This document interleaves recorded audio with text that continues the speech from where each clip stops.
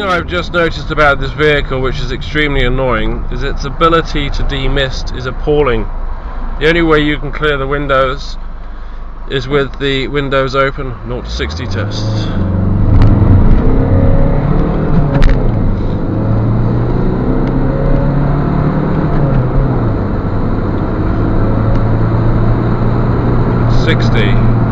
Yes, the heater works, everything is coming out of all the vents, but it just does not clear the windscreen, and it just doesn't clear the side windows. It's very, very dangerous. It's got an enormous windscreen, but it just will not shift. I don't know why that is, but it's obviously a problem with this vehicle. Now, the steering on this car, although it's very light, it's very vague. I can turn that without the car even moving. So, you know, a vehicle that's only done 25,000 miles, you're not dealing with warm bushes here, so the steering on this is rubbish. The wing mirrors, way too low, way too small. You've got to turn your head to look at them. You should be able to just glance at them. They should be up here, not down there, and not so far back. The rear view vision is pretty good actually. You do have an annoying seatbelt hanging from the head lining, which does distract you, but the headrests, they don't really obstruct. The speedo up here, excellent location for that, no chance of getting obstructed by the steering wheel. You can see everything that's going on. Center console, very basic and elementary layout.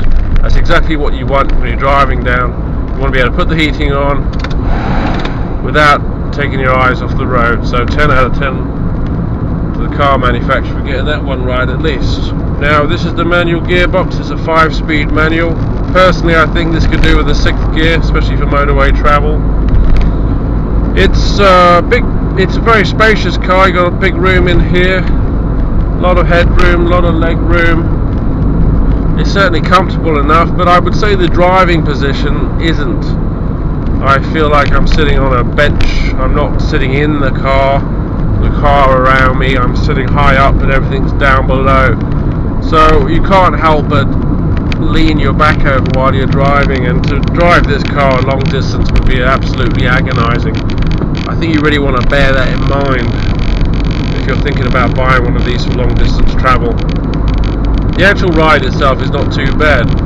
There's not a lot of noise from the engine, and the gear change seems fine. I can't fault any problems there.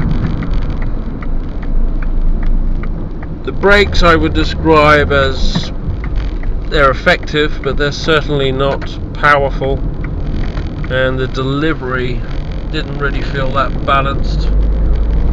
I don't really feel that I've got the opportunity to apply the pressure to the brakes gradually. They're either sort of on or off, and there is a feeling of them being disconnected when I brake. It feels like the brake caliper system, the braking system, feels very separate and disconnected from the actual car. So you don't have a quality braking mechanism with this vehicle. There are better versions of this type of vehicle out. I would say the VW Charan, the Seat Alejandra, Ford Galaxy, they're far superior to these French vehicles. If you're thinking about buying one of these cars, you must be thinking about buying one to ferry people around. I would do some more research. There are better cars. These are not good cars. If I had to rate it out of 10, it would have to be somewhere around about the 5 mark.